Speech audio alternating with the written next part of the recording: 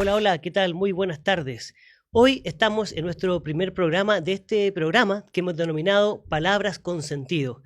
Queremos conocer acerca de los líderes que ven el día a día de nuestro país, que ven el acontecer nacional y también profundizar un poco más en parte de su historia y también en las colectividades que ellos representan, las ideas que ellos representan. Y como ustedes ven, ya estamos acá en pantalla, tenemos a nuestro buen amigo Víctor Araya Anchía, quien es abogado de la Universidad de Chile y que nos va a estar acompañando todos los días en este programa para ustedes. Y como también pueden apreciar, tenemos a un gran amigo y tengo el honor de presentar a mi amigo personal, ¿cierto? Don Mario Desbordes. ¿Cómo están, Mario? Muy bien, Rodrigo, Víctor, Buenos días, gracias por la Mario. invitación. Muchas gracias por compartir con nosotros. Y este programa, recordarles que lo van a poder ver todas las semanas, los días miércoles, ¿cierto? Y también la repetición de los días sábados. Así que estén atentos también al sitio web de madero.cl. Y además lo pueden escuchar también toda la gente del norte de Chile a través de las 13 emisoras de la radio Madero, desde la región de Coquimbo hasta la comuna de Tocopilla por el norte. Y además por el Facebook Live para todo el resto del país y del mundo. Es importante, Víctor, mira, llegamos a todo el mundo a través de la señal de Mira tú. internet. ¿Ah? ¿Qué tal? Mario, ¿cómo estás? ¿Cómo te ha ido? Bien, bien, ajetreados estos meses, pero bien, gracias a Dios. ¿Harto movimiento? Sí, bueno, la política no para y en lo particular en mi oficina, colega con Víctor ahí de abogado, y y buena parte del día dedicar a tratar de ayudar en lo político, en la cosa pública, como dicen algunos. Muchas gracias por estar y darte un parte de tiempo, ¿cierto? Para compartir con nosotros y con todos los amigos que nos están escuchando y nos están viendo también por la señal de el streaming. Mario, este programa es el puntapié inicial, estamos como el primer día de clase, decía yo hace poquito rato, ¿cierto? Así que si ven algunas cosas que no funcionan bien es porque es la primera vez que estamos sentados acá en un panel de radio y dirigiéndolo también junto con nuestro amigo Víctor Araya. Mario, queremos conocer un poquito más de ti. Nosotros, la ciudadanía conoce el político, ¿cierto? El diputado, conoce al dirigente político, pero que nos gustaría saber quién es Mario Desbordes. Mario, ¿cierto? Desbordes Jiménez. ¿Cuál es la historia de Mario? Desbordes Jiménez por la madre, Jiménez Sí. por la madre. Bueno, chileno, nacido en los Andes el año 68, cumplo 55 este año. Hijo de Mario y de Isabel, ambos personas de clase media, mi papá empleado particular en esa época, mi mamá dueña de casa, después, bueno, mi vieja después le hizo empeño ahí con los Avon y todas esas cosas de venta a domicilio por años, estuvo ahí en distintas pegas. Vengo de una familia de clase media, estudié en la educación pública chilena, mucha honra, en la escuela 556 en la Cisterna. Nací en la quinta región en los Andes, me vine a Santiago a la Cisterna de chiquitito a los 6 años. Después hice toda mi básica en una escuela bien pobre ahí en el Parrón con Angamos. La escuela palestina se llama hoy día para la gente que conozca Santiago y la Cisterna. Y estudié en el Liceo A109 de la comuna del Bosque, mi enseñanza media. De ahí me fui a la escuela de carabineros. Fui oficial de carabineros en Talca, en Santiago en Radio Patrulla, en Talca en la Intendencia, en carreteras, en varios lugares más, un trabajo precioso. Renuncié voluntariamente a Carabineros el 94, no me dieron permiso para casarme, mira, ahí salió una foto. Permiso para casarme en esa época, así que me salí, fíjate, porque tenía a mi hija mayor, este año cumple 33, colocolino, como ahí aparece mi carnet de socio del 86, para que vea. Me salí, me casé y a los 4 años me separé, fíjate. ¿Y Bueno, cómo eso que tenías que pedir permiso para poder casar? sí, en esa época sí, había que pedir permiso. Y el pecado de mi novia de esa época era que era mamá soltera. Y la guagua era mía, pues. Imagínate, yo la había reconocido a la Francisca de inmediato porque es lo que corresponde, en mi opinión. Así que ese era el tremendo pecado. Pero qué increíble cómo han cambiado los tiempos, ¿eh? Claro que ¿Quién sí. pensaría que una medida así se puede aplicar hoy día? Todavía se aplica en algunos casos, o sea, perdón, no en algunos casos, pero ya con un criterio bien distinto. O sea, no podría casarse con un carabinero una persona, por ejemplo, que es hija o hijo de un líder narco, por Claro, ejemplo. bueno. Eso son restricciones muy puntuales, ya no existe esa restricción como antes, que tenían que ver con otros factores. Mi ex esposa era enfermera, la universidad en Talca, era profesional, etcétera. Pero uno de los jefes encontró que tenía el pecado este de haber sido mamá soltera, como te digo, de una hija mía. Pero bueno, me salí, me casé, me separé a los 4 años. A los 2 años, 3 años después me volví a casar y llevo ahora 21 años, voy para los 22 años casado con la Carola Pereira, que es mi mujer actual. Tengo 3 hijos, 2 del primer matrimonio y una Conchito, mi Florencia, que tiene 10 años. Mira qué bien. Siempre te hemos visto defendiendo mucho de la función y la labor de Carabineros de Chile, especialmente en un momento crítico para la institución que vivimos tiempo atrás. Y eso también tiene que ver, me imagino, porque tú viviste muy de adentro, ¿cierto? Tu función como carabinero. Te tocó también ver partir, ¿cierto? Y morir a compañeros, amigos tuyos. Cuéntanos un poquito de eso también. Sí, bueno, efectivamente defiendo mucho Carabineros, a la Policía de Investigaciones. Tuve el privilegio yo de ser el último subsecretario de Investigaciones. Defiendo mucho Gendarmería. Yo trabajé en Gendarmería cuando renuncié a Carabineros. Me fui a trabajar a Gendarmería en reinserción social, sí, como civil, no como gendarme uniformado. Pero conozco la labor de Gendarmería. Trabajé con oficina en Colina 1 y 2, ahí adentro de la cárcel. Así que las 3 instituciones que son quizás los pilares junto con la Policía Marítima, las conozco por dentro. Bueno, la Policía Marítima también, fui ministro de Defensa. Me tocó, fíjate, perdí varios amigos, varios compañeros asesinados. Y efectivamente, la primera vez que yo salí en un diario, lo digo siempre porque yo siento que hay otro sector que recuerda mucho sus muertos, los nuestros o los míos no son menos importantes.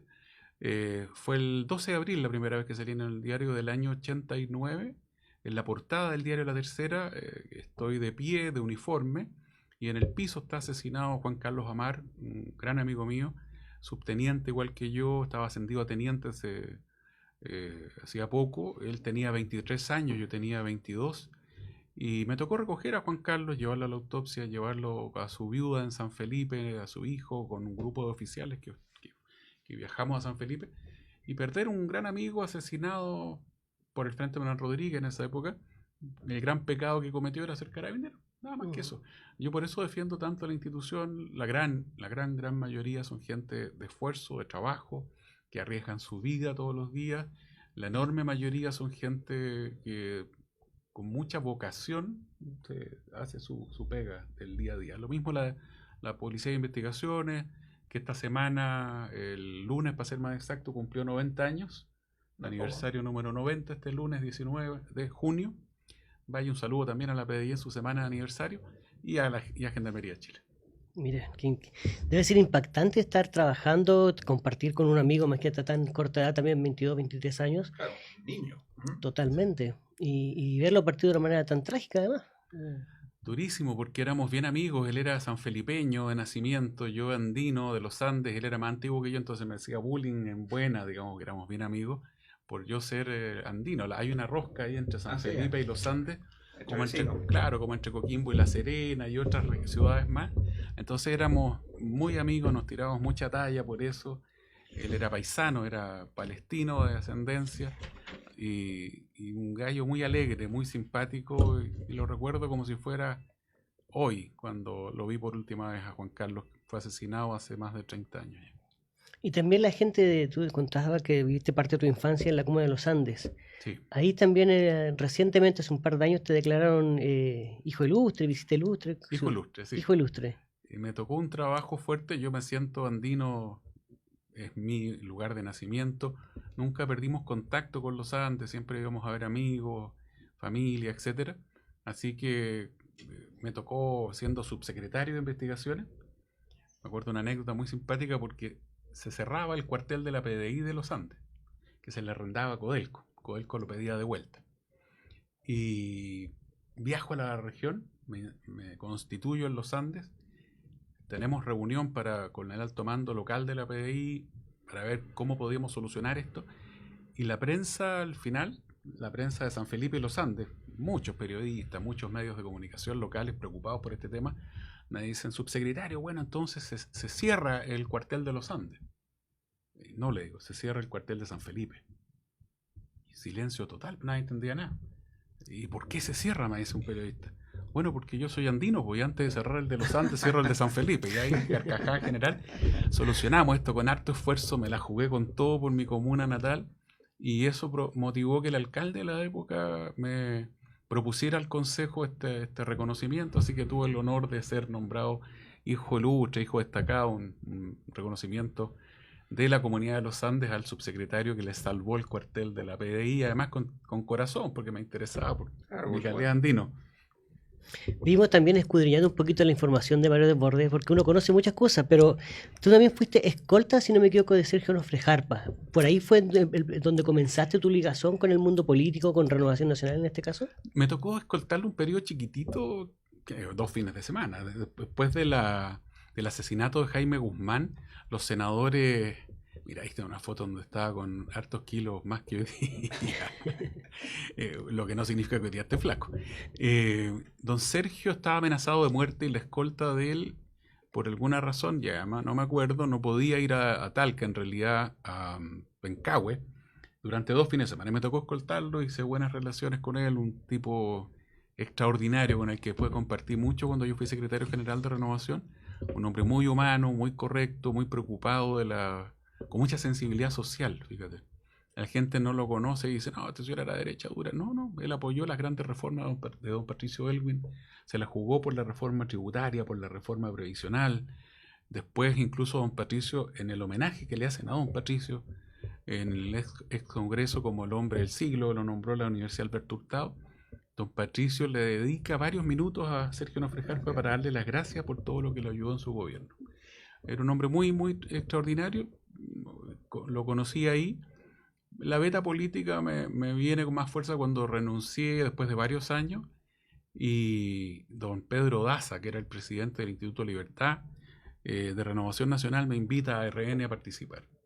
Y ahí participo en una elección interna apoyando a don Pedro contra un amigo, Alberto Cardemil. Apoyé yo a Daza, yo soy más liberal que Alberto, y ahí recién entré a Renovación en el año 2000, hartos años después. Pero muchos años después de Sí, dejar la institución, inclusive. muchos años después. Yo me fui al 94, 6 años después entré a Renovación. Mira qué interesante. Por eso el nombre de nuestro programa, Palabras con Sentido, porque cada acción pública que la gente ve, cada discusión de ideas, tiene un trasfondo también de vida, digamos, de situaciones que te tocó vivir a ti de manera muy, muy estrecha, digamos. Así es. Bueno, todos tenemos vidas que uno después las rememora y dice, yo que me han tocado cosas. Como estuve en Gendarmería, estuve en Carabineros, fui subsecretario de Investigaciones, fui ministro de Defensa, o sea, he participado como diputado en tanta cosa, y amigos de la época de más joven, de Carabineros, o con la gente que trabajé varios años. Yo trabajé varios años en Gendarmería, me dicen, ¿te acordás cuando almorzábamos en el centro, conversamos? Nunca se nos pasó por la cabeza que después iba a terminar de ministro. Claro, tan agitada. ¿Eh? La vida nos va poniendo Sí, la sorpresa. estas sorpresas. Así es. Bueno, y ahora, Víctor, también pudimos ver el día de ayer que salió la nueva encuesta Academ, y ahora entrando un poquito más en la contingencia del día a día, de lo que está pasando en nuestro país y en el acontecer nacional. ¿Qué piensas tú, Víctor, acerca de la aprobación que tuvo el gobierno, especialmente en el área de salud, por ejemplo? Bueno, tuvo un castigo importante, era predecible. Pero quizás yo, Mario, te preguntaría, ¿cuál es la visión que tú tienes del gobierno? Una visión más allá de la contingencia del día a día, porque uno a veces se confunde, son muchas las noticias, todas las semanas hay una noticia, pero ¿cuál es tu visión sobre este gobierno? Yo creo que el gobierno, con datos objetivos sobre la mesa, ha sido un mal gobierno. Este es un gobierno bien particular. Gabriel Boric, el presidente de la República, nunca pensó que iba a ganar la primaria. Así es. Gana esta primaria.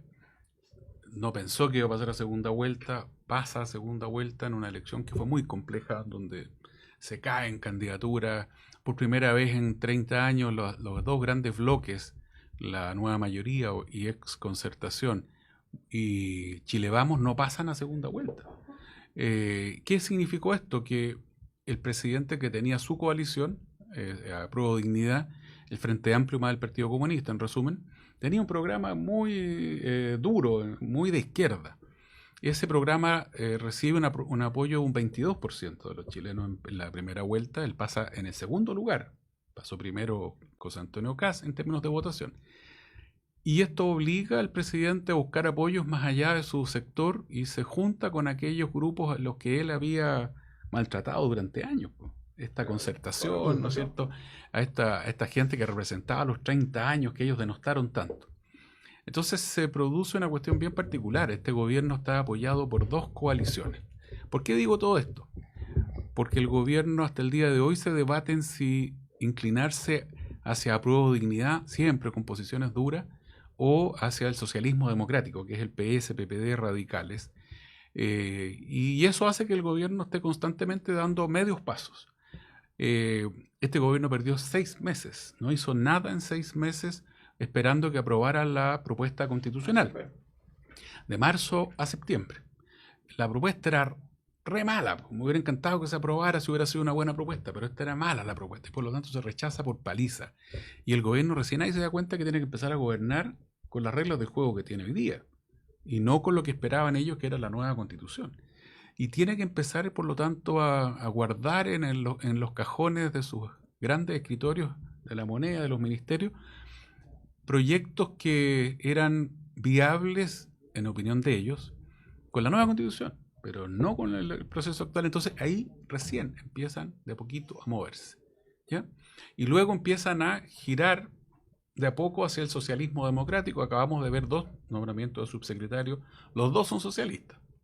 El socialismo empieza a tomar más fuerza en el gobierno, el PPD en alguna medida con la ministra Toa. Cosas que reflejan el actuar de este gobierno.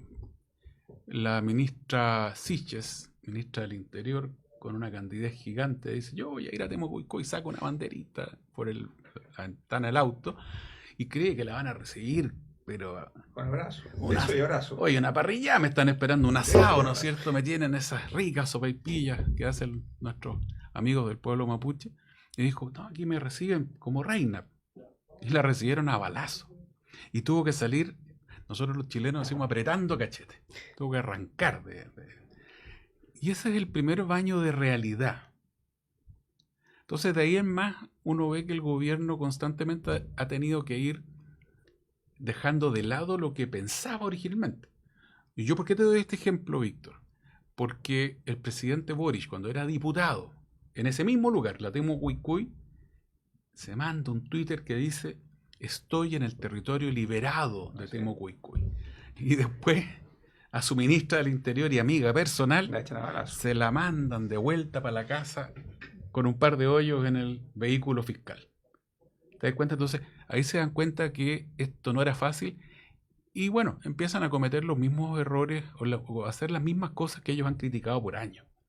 Meter amigos, compadres, eso ya por último uno entiende, gente de confianza se necesita, perfecto. Remuneraciones altas, ellos habían dicho: no, nadie va a ganar tanto. Y tienen gente ganando más que los ministros, mucho asesor. Y así empezamos a encontrarnos con que muchas de las cosas que ellos trataron en su minuto como si fueran asquerosas, las terminan haciendo cuando son gobierno. Y en términos, y entraremos en materia si quieren después, en términos de seguridad pública, uno se da cuenta cómo todo lo hacen a medias. Nunca realmente las medidas que proponen, que toman, son a fondo. ¿Por qué?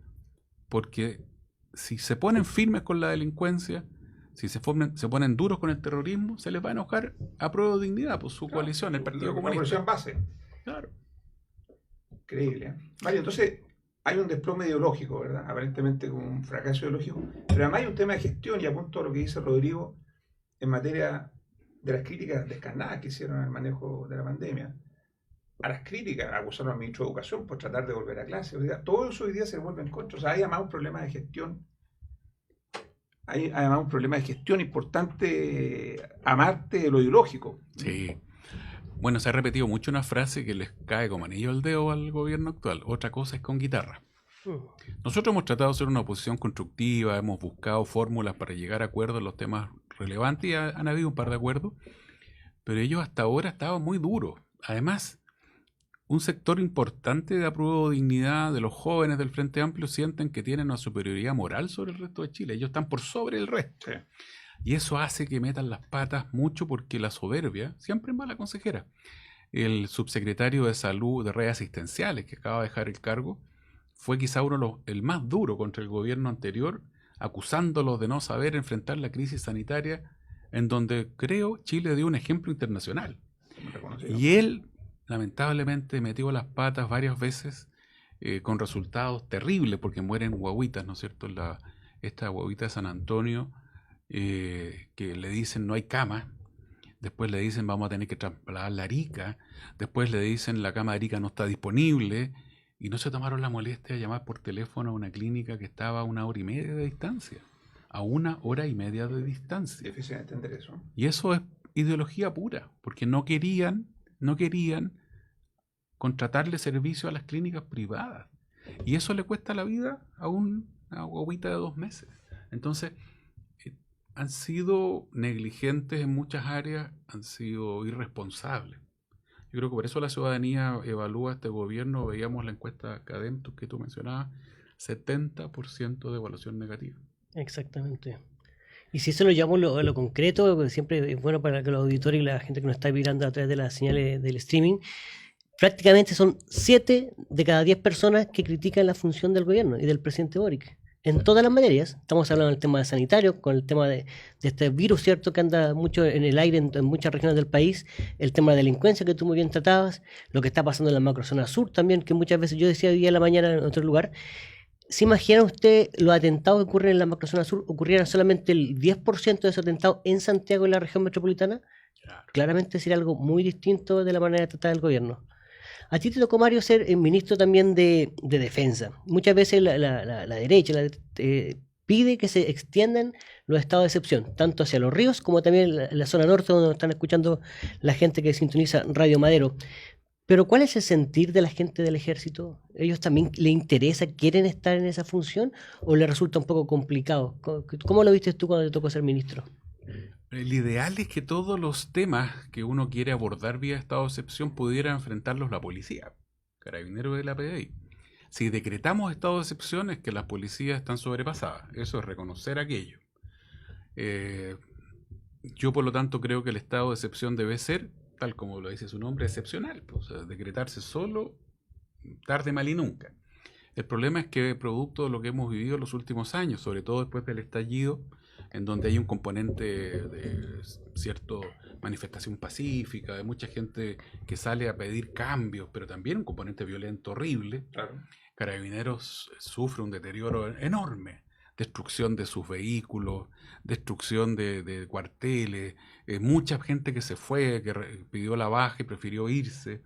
Y Carabineros, por lo tanto, no está en condiciones de enfrentar estos grupos guerrilleros, porque eso es lo que hay en la región de los Biobío Sur, Araucanía y los ríos. Tampoco Carabineros está en condiciones de enfrentar este fenómeno de la migración irregular que tenemos en el norte. Entonces se necesita la Fuerza Armada. Los militares dicen, bueno, si podemos ayudar en algo, ayudamos. Tienen la voluntad de hacerlo. Pero no es su rol, por lo tanto debería ser algo transitorio. Nosotros necesitamos a la Fuerza Armada en su rol principal, que es prepararse, entrenarse, ¿cierto?, para un eventual conflicto bélico que yo espero nunca tengamos. Pero, ¿por qué no tendríamos un conflicto bélico? La pregunta que uno tiene que hacerse. Uno parte, ¿cierto?, de la base de que tenemos vecinos que son nuestros hermanos, nuestros amigos. Pero resulta que en Perú hay un sector, no toda la población, hay un sector que ve a Chile como el enemigo. Y hay un sector importante en las Fuerzas Armadas que una vez y otra vez reivindican territorios que son chilenos. Me refiero a la región de Arica y a la región de Tarapacá. Los bolivianos reivindican la región de Antofagasta. Hay un precandidato presidencial que se llama Antauro Humala. Este señor marca bien en las encuestas. Es hermano del expresidente Ollanta Humala, hijo de don Antauro también. Él es del etnocacerismo. Y para la gente que nos está escuchando aquí en Radio Madero, el señor Antauro Humala dice que si él llega a ser presidente, lo primero que va a hacer es recuperar los territorios. ¿Qué los va a recuperar? ¿Por dónde? Si no es por la vía de las armas. Y por eso necesitamos Fuerzas Armadas bien entrenadas, bien preparadas, que disuadan a quien quiera, ¿cierto?, agredirnos eventualmente. Nosotros no vamos a invadir a nadie, pero sí tenemos que estar en condiciones de defendernos, y para eso las Fuerzas Armadas tienen que estar 100% en lo propio. Estamos escuchando a don Mario Desbordes Jiménez a través del programa Palabras con Sentido. Y ahora, como es correspondiente, tenemos que ir a una pausa. Vamos a ir a escuchar a nuestros auspiciadores, ¿cierto? Y ya volvemos para seguir conversando con el fundador de la derecha social, Mario. Dejamos pendiente esa parte. Muchas gracias.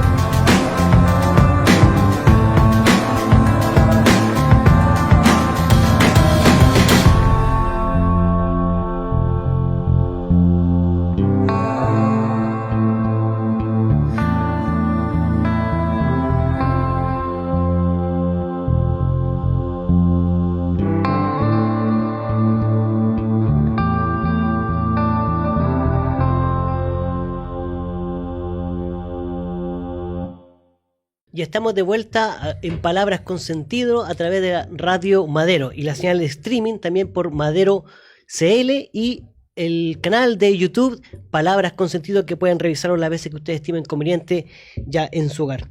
Mario, recién dejamos planteado que tú eres el fundador de la denominada derecha social. ¿Cómo fue eso? ¿Dónde surgió? En estricto rigor es el senador Osandón el primero en empezar a usar el término. Lo que pasa es que después, y en esto se enoja Osandón siempre, le dimos contenido a eso. Le dimos una bajada con carne, ¿no es cierto? Y un sector importante de Renovación Nacional y el PRI en ese minuto que te tocó liderar, empieza a mirar una política desde el centro y la centro derecha con una bajada que defiende los principios de la economía social de mercado. O sea, defendemos el emprendimiento, la libertad, estamos de acuerdo en que el país tiene que crecer, que hay que crear empleo, pero también creemos que es necesario hacer políticas sociales responsables y robustas. Si toda la gente de un país avanza y va mejorando su calidad de vida, el país tiene estabilidad. Si tenemos lindos números de crecimiento, ¿no es cierto?, un ingreso per cápita alto, pero la mitad de los chilenos siente que no les llega esas buenas cifras, hay inestabilidad. Eso pasa en muchos países desarrollados que tienen lindos números, pero que no tenemos, ¿no es cierto?, un desarrollo armónico. Y en eso yo creo en lo que plantea Konrad Adenauer o Ludwig Erhard, que eran los pensadores de la economía social de mercado en la Alemania posguerra, que dicen, conforme, libre emprendimiento, etcétera, pero tiene que haber una mirada social, y por eso a la economía de mercado le agregan el apellido social. Eso significa también solidaridad, eso significa subsidiariedad amplia en el sentido complejo, ¿cierto?, no solamente en negativo, y por eso nosotros nos caracterizamos siempre, todos los que hemos estado en esta mirada, en la lógica de proponer buenas reformas, de escuchar a la ciudadanía. Venimos de la clase media, venimos de sectores medio populares. Mis padres viven en Maipú, en Pajarito, mi hermana también, gente normal. Mi padre tiene una pensión de 200.000 pesos de AFP después de haber trabajado toda una vida. Entonces, las cosas la realidad que vive el chileno normal también la vive nuestra familia. Entonces, a partir de esa mirada, construimos una propuesta con una agenda antiabusos potente, una mirada ecológica, una mirada del agua, por ejemplo, moderna, etcétera. Sí, muchas de las cosas que tú planteabas, Mario, siempre en tus alocuciones públicas, que es relacionado con lo que estás mencionando ahora, y con Víctor siempre conversamos también, que tú recibes muchos ataques de la derecha tradicional, de gente más conservadora.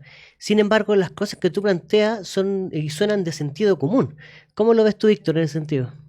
Bueno, yo creo que efectivamente la derecha tiene mucho que avanzar en materia de políticas sociales. La izquierda pareciera ser, ¿verdad?, la que tiene la batuta en ese punto.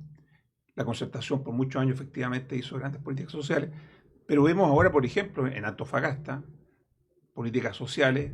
Hace poco hubo un escándalo, ¿verdad? Tuvo que renunciar un Ceremi, que contratan una asesoría de unas fundaciones de personas relacionadas con el mismo partido político de gobierno. Entonces, hay mucho que se habla respecto de la izquierda en materia de políticas sociales, pero vamos a ver cuánto de eso realmente se traduce. Ahora, la derecha, por el contrario, habla poco de este tema, ¿verdad? Y también probablemente poco hace. Entonces, hay un desafío importante de que efectivamente esta derecha social se transforme en prácticas políticas, en políticas públicas, digamos. O sea, hay mucho que avanzar. Yo creo que efectivamente si la derecha tiene que avanzar en algo, en eso en que Mario ha sido uno de los promotores.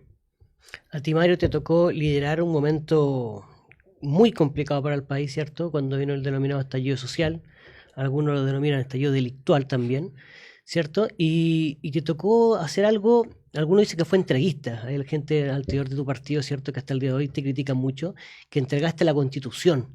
Sin embargo, uno buscando en algunas entrevistas que tuviste a la prensa, dijiste que lo volverías a hacer con convicción. ¿Cómo fueron esos momentos difíciles que te tocó vivir o liderar? Fueron momentos complejos para Chile, ¿eh? Yo creo que estuvo en riesgo la República completa, no el gobierno de Piñera.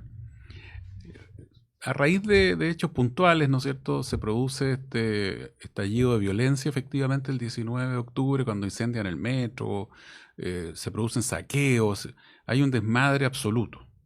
Eso pasa en las democracias, pasó en Los Ángeles, en Estados Unidos, el año 92, pasó ¿cierto? Lo más cercano quizás en esta primavera árabe, cuando caen varios gobiernos en África del Norte. Con esa intensidad no hay ninguna protesta similar en Europa, ni los chalecos amarillos, ni ninguna de esas cosas.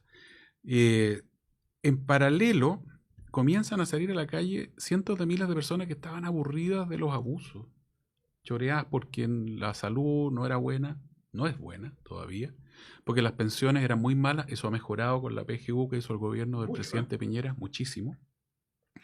Los medicamentos más caros del mundo prácticamente, y así tantas otras cosas, el CAE, el agua, etc. Y salen cientos de miles de personas a las calles hasta que ese 25 de octubre, a nivel nacional, había 3,5 millones de personas manifestándose pacíficamente. En Santiago había 1.300.000. Así es. La manifestación más grande de la historia de Chile. En ese contexto hubo un grupo de dirigentes políticos que nos pusimos a trabajar en un acuerdo que le diera una salida a esta crisis, una salida pacífica. Para la gente que nos escucha, es súper importante dejar claro que la salida no era responsabilidad de Carabineros ni de las Fuerzas Armadas, era la política la que tenía que solucionar esto y buscar una salida. De hecho, Carabineros estaba absolutamente colapsado, superado, no daba más. Yo tengo compañeros en Carabineros con los que conversaba, amigos con los que conversaba, y Carabineros ya no daba más.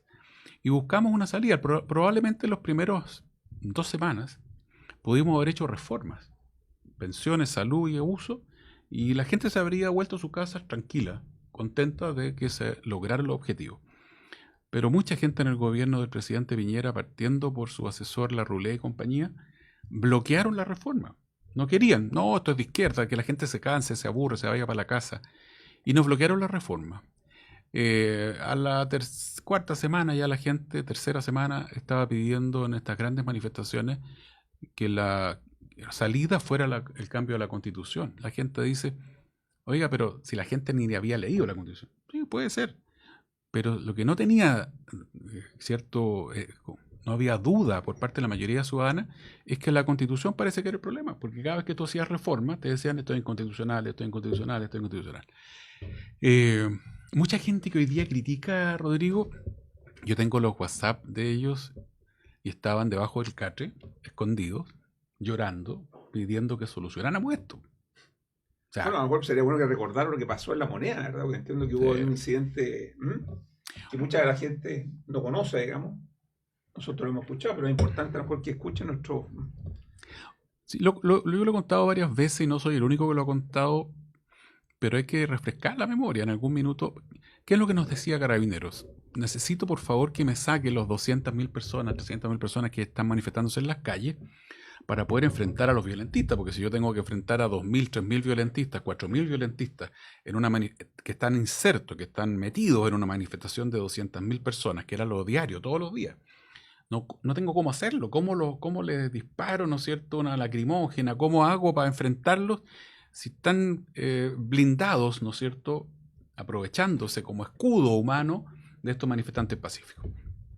En ese contexto hubo una manifestación en la Plaza Italia, Plaza Baquedano, de 200.000 personas y se descolgaron 5 o 7.000 manifestantes muy violentos que comenzaron en la pelea con Carabineros, que estaba cortándoles el paso en la Alameda, por ahí a la altura del Paseo Ahumada, para la gente que nos escucha y que conoce bien Santiago. Bueno, la refriega fue complicada. Carabineros tenía los carros lanzaagua ya agotados, eran del año 85, en panes, los carros lanzagases también la mitad en panes, sin gases a esa altura, y Carabineros estaba en lo que técnicamente denominamos cuerpo a cuerpo. Y hubo un minuto en donde Carabineros empieza a hacer una cuenta regresiva, por 30 minutos, 40 minutos, para tomar una decisión. Dejar pasar a esa muchedumbre, esos 7.000 violentistas que habían venido probablemente de todo Chile, y eso significaba que esa gente iba probablemente a ingresar a La Moneda, iba a quemar el palacio, los tribunales, el ex Congreso, o les disparaba armas de fuego, y con eso podía matar 50, 100, 200 personas. ¿Y qué me decían a mí sus oficiales de Carabineros? Yo no estoy dispuesto a disparar, don Mario, yo era diputado, porque me voy a ir preso mañana y voy a quedar para la vida entero preso. Y además, un análisis que hacían los oficiales superiores. Claro, yo disparo, mato 50, mato 100. mueren, me voy preso, pero además eso no solo no soluciona el problema, eso sí que va a incendiar Chile entero. Claro. Y estuvimos a 10, 15 minutos, lo conversábamos con una subsecretaria a la época, que no sé si la puedo nombrar, pero porque no me ha autorizado, pero estuvimos a 10 minutos, 15 minutos de que se incendiara el Palacio de Gobierno, el de los tribunales, el del Congreso, y eso probablemente habría provocado la caída completa de todas estas instituciones. Pues. Bueno, yo creo que eso da cuenta de dos cosas, Mario. Uno, el riesgo institucional que hubo, y dos, que ese problema tenía que ser solucionado por la política. Así es. No podía desligarse, traspasar el problema a la fuerza pública, ¿verdad? A Carabineros era obligatorio, mandatorio para la política hacerse cargo de ese problema. La policía alemana vino a analizar lo que pasó y vino a enseñarle a Carabineros cómo enfrentar estos violentos. Y cuando la policía alemana vio los videos de lo que había pasado, concluyó que no tenía nada que enseñarle a Carabineros, porque lo que se vivió en Chile no era una manifestación violenta, había sido una revolución. Entonces la policía alemana le dice a Carabineros, señores, ni nosotros hubiéramos podido enfrentar esto. La policía alemana lo declara, ¿no es cierto? No podríamos haber hecho algo distinto a ustedes. Entonces, hay que tomar conciencia de lo que se vivió. Las Fuerzas Armadas no querían salir a la calle a reprimir a los manifestantes. Todavía hay militares que están procesados, que están acusados ya a esta altura, y algunos condenados. Entonces, efectivamente, la solución la teníamos que dar los políticos. Algunos políticos no estuvieron a la altura, otros estuvieron a la altura.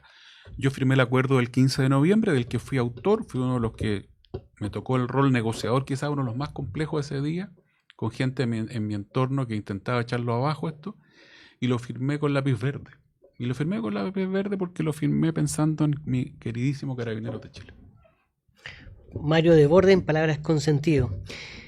A nosotros nos tocó trabajar juntos también en algún momento ahí, liderando un partido regionalista y a ti liderando a Renovación Nacional. Liderazgo, visión de estadista, anteponer el bien común por sobre otros intereses.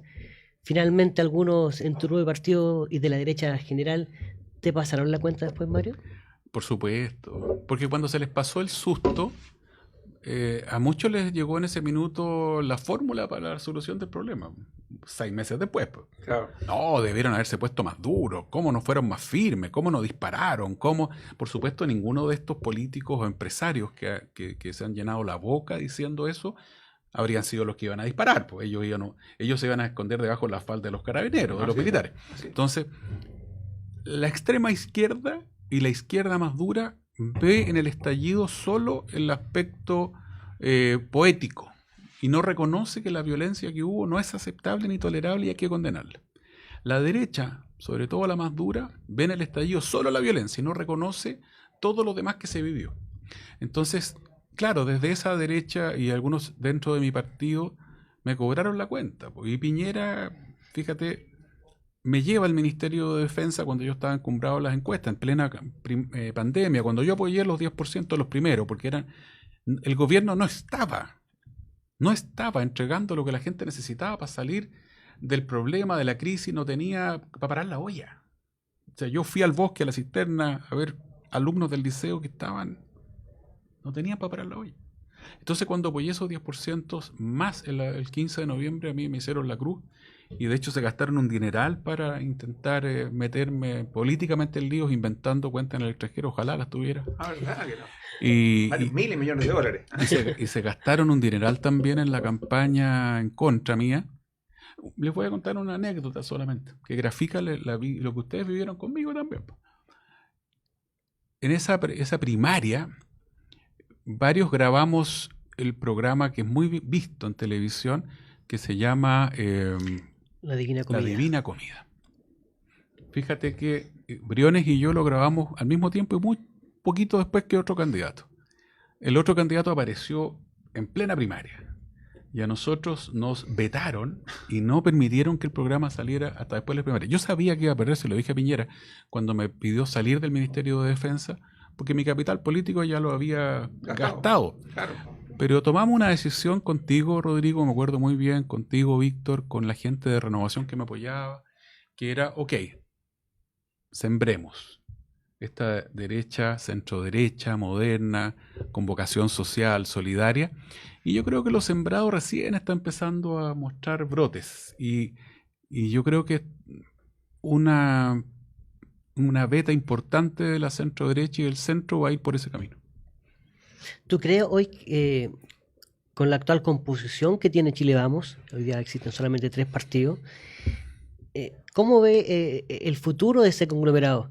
¿Ya cumplió un ciclo? ¿Tiene continuidad? El próximo año se acercan las elecciones municipales también. Y no hemos visto una mayor oposición inteligente de parte de ellos. ¿Cómo lo ves tú eso?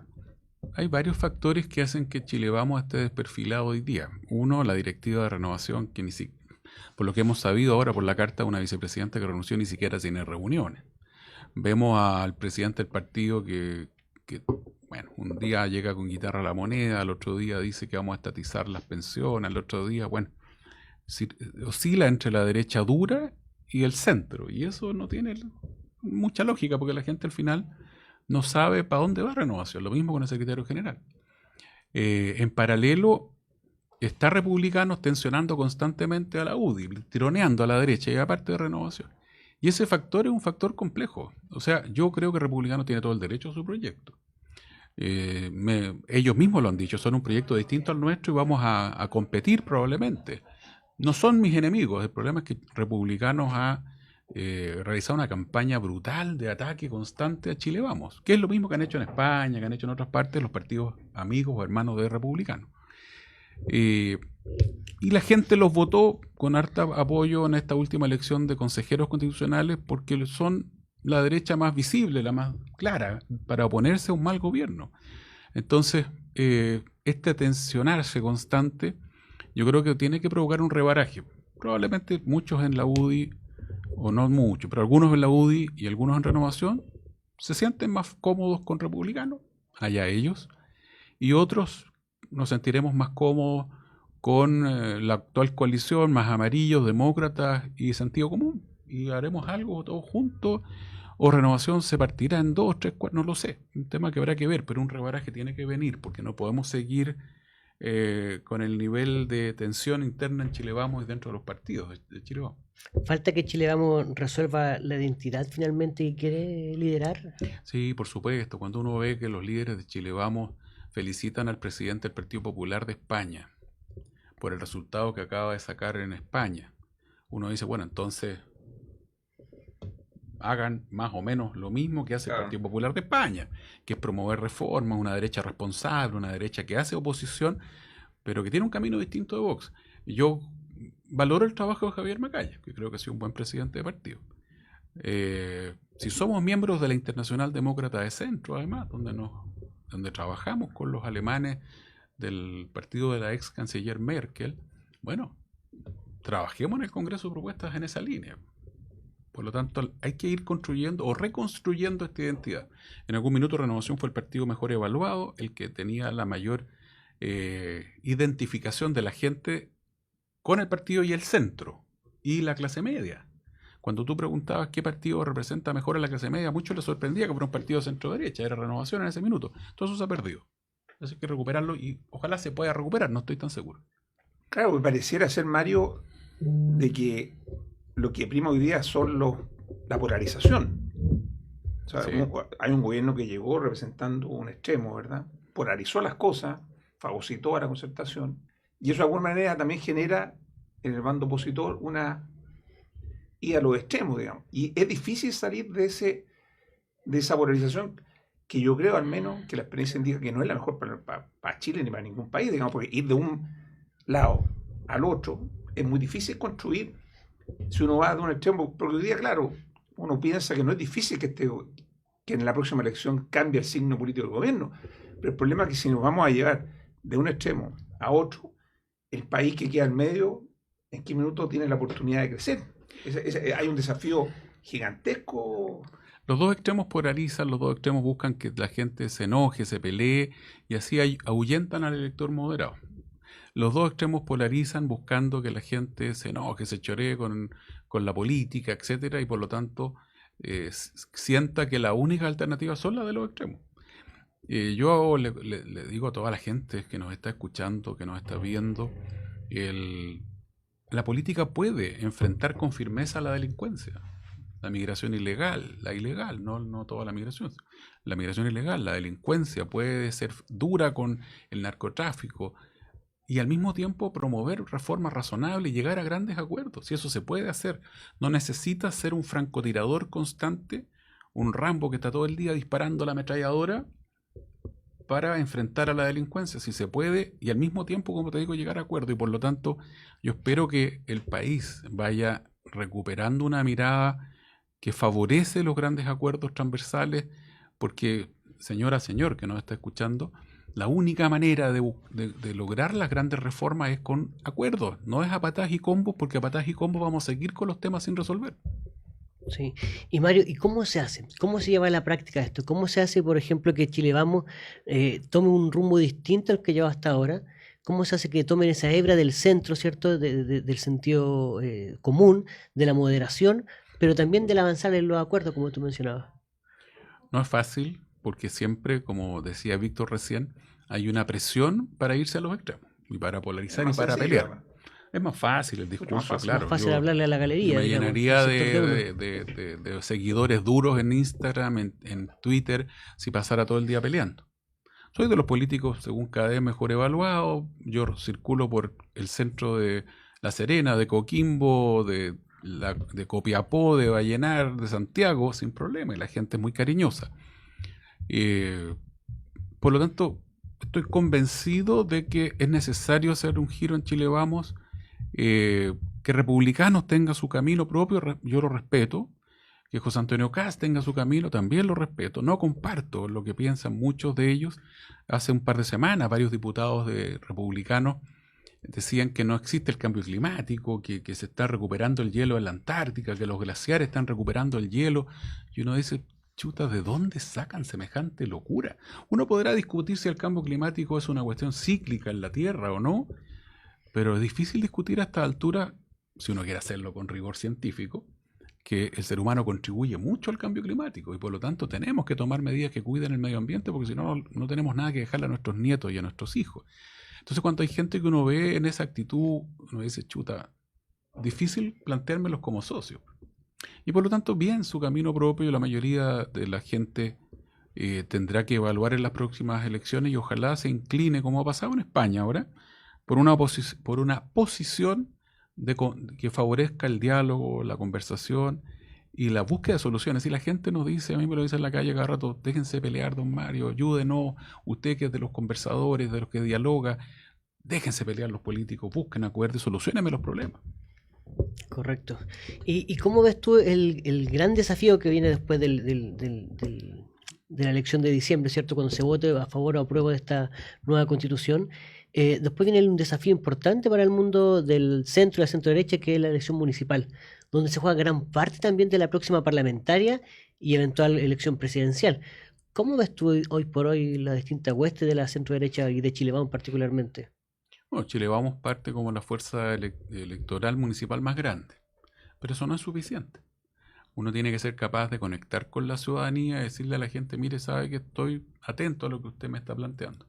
Tiene que estar en terreno, tiene que dialogar con el ciudadano, con el vecino, con la junta de vecinos, con el club deportivo, con el club de adulto mayor, etc. Y eso debe llevar un mensaje además, no da lo mismo quien gobierne. Mire, no da lo mismo si gobierna a la izquierda o a la derecha. No, la verdad es que no da lo mismo y la gente se ha dado cuenta ahora. Sí, claro. Y eso hay que remarcarlo, para que vea que es distinto. Y yo creo que enfrentar una buena elección municipal pasa por tener buenos liderazgos locales, respetar esos liderazgos locales, nuestros concejales, nuestros alcaldes, la gente que quiere representar a nuestro sector en esta elección municipal, pero al mismo tiempo tener una marca bien nítida que a la gente le haga saber claramente para dónde va este grupo. Y este grupo tiene que ir hacia una centro-derecha moderna, firme con la delincuencia, dispuesta a conversar, dispuesta a dialogar, con vocación social, solidaria, etc.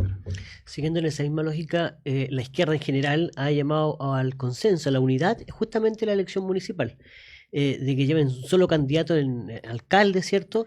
Y ahí eventualmente ver qué cantidad de listas. Para la centro derecha y para Chile Vamos particularmente se le levantó el Partido Republicano con fuerza. Lo acabamos de ver en la última elección de los consejeros, ¿cierto? Que están ahora redactando la nueva constitución. ¿Se debe pactar con el Partido Republicano? ¿Un pacto por omisión? ¿Cómo vas tú viendo y vislumbrando lo que viene el próximo año? Yo haría un esfuerzo primero por llegar a un acuerdo de Chile Vamos, con Demócratas, con Amarillo, ojalá con la DC, con ustedes, Sentido Común, que estoy seguro que van a estar constituidos a esa altura, y hacer una gran coalición ahí. Primer esfuerzo. La lista de concejales tiene que ser de esa gran coalición amplia, al menos en términos electorales, no necesariamente una coalición. La DC no sé si va a estar dispuesta en lo inmediato. Y con republicanos conversaremos después, pues yo creo que con republicanos a lo más habrá que hablar, oiga, ¿qué hacemos con la elección de alcalde? Porque ellos van a llevar su candidato a nosotros también, y si nos dividimos podemos sacar el 27, 28, el 30% cada uno, y con eso nos va a ganar el que sacó el 40%, que es la centroizquierda que va a ir unida, con la izquierda, dura. Y podemos llenarnos de alcaldes y alcaldesas del Frente Amplio que lo han hecho tan re mal, por la gran mayoría, no todos, pero mire San Miguel, mire Pedro Aguirre Cerda, mire comunas en el norte, donde de verdad lo han hecho mal. La gobernadora regional de la región de Coquimbo está súper mal evaluada. Entonces, vamos a apoyar a vamos a descuidarnos, y por pelear entre nosotros, estrictamente la de alcalde, quiero ser cuidadoso, vamos a permitir que se queden de alcaldes personas que hasta ahora lo han hecho mal. Yo creo que no es lo correcto. Correcto.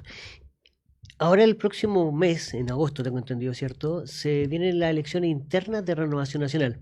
Se han ido vislumbrando que hay dos facciones, por decirlo como la actual directiva, ¿cierto? Liderada por Francisco Chaguán y Diego Chalper como secretario general, pero también se han visto otros liderazgos. ¿Cómo va funcionando eso? ¿Cómo va avanzando? Mira, hasta ahora no sabemos, yo estoy apoyando una lista ya, no sabemos si Chalper y Chaguán se van a repostular, ojalá lo hagan y vuelvan a postular esta misma directiva. Yo creo que es muy importante que la democracia de Renovación hable y que la gente dentro del partido decida para dónde va esta institución que es Renovación Nacional. Tenemos un proyecto que es el que yo he mencionado, una centro-derecha moderna, democrática, firme con la delincuencia, pero solidaria, con apoyo a reformas sociales, etc. Y por el otro lado, bueno, lo que ha hecho Chaguán y Chalper. Ahora, no sabemos quién más va porque todavía son rumores al otro lado.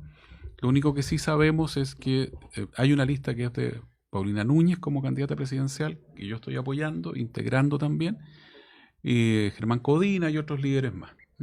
Así que yo espero que Paulina Núñez, la senadora de la región de Antofagasta, sea la próxima presidenta de Renovación Nacional. Una mujer joven y con mucho liderazgo, lo ha mostrado en varias oportunidades. Además, la región es algo muy importante, que no solamente la política dura se hace en Santiago, sino que las regiones tienen mucho que decir. Y el devenir, ¿qué pasa con Mario Deportes? Sabemos ahora que por tus palabras que va a integrar la lista de Paulina Núñez, va a estar en esa directiva seguramente, pero la gente quiere saber dónde van a tener que marcar la papeleta, de alcalde, senador, diputado, o algo más grande, quizás volver al tema presidencial. ¿Cómo lo estás viendo? Mira, me hubiera encantado ser candidato a alcalde. Marco bien en varias comunas de la región metropolitana, pero mi señora no me da permiso. Porque llevo muchos años donde estuve fuera de la casa, tenemos una niñita de 10 años, mi regalona, mi Florencia, y por lo tanto hay que volver a la casa, hay que cuidar la casa. Lo más probable es que vuelva al Congreso. ¿Dónde? No lo sé, todavía falta mucho. No le da una vuelta presidencial, no, yo creo que no es el momento, ya pasó, y lo que yo debería intentar, si sigo en la primera línea de lo público, es volver al Congreso. Yo no me pude repostular la vez pasada porque estaba inhabilitado, había sido ministro, ¿cierto?, de Defensa, y no podía postularme, si no estaría hoy día en el Congreso. Me habrían reelegido, lo más probable, porque las encuestas dicen eso. Así que yo creo que vuelvo al Congreso. ¿Dónde exactamente? Un tema que se verá en su minuto. Falta mucho todavía, son 2 años, más de 2 años para la próxima elección parlamentaria. Los micrófonos de palabras con sentido para ti, Mario, en los últimos 10 segundos. ¿Qué le quieres decir a todo el norte del país? Que tengan confianza en que los políticos vamos a sacar adelante, ¿cierto?, los grandes cambios que los chilenos y chilenas necesitan. Que vaya a votar la gente en las próximas elecciones, que no vaya obligado y que busque a quién lo identifica. Y en ese sentido yo me identifico con Chile Vamos, confío en lo que ustedes están haciendo, en cierto sentido común. Si a ustedes no les gusta ninguno de los partidos vigentes, bueno, levantemos nuevas casas, nuevas tiendas que tengan proyectos que a usted, señora o señor, lo identifiquen más. Mario Muchas gracias, Desbordes, Mario. muchas gracias por acompañarnos en nuestro primer programa, el primer día de clases, como decíamos al comienzo, ¿cierto? De este programa que sale para todo el norte a través de la red de emisoras de Radio Madero y también por el streaming. Don Víctor, hasta la próxima Bueno, semana. nos vemos. Gran Mario, muchas Gracias, gracias. Víctor. Muchas gracias, que estés muy Rodrigo. bien. Chao, chao.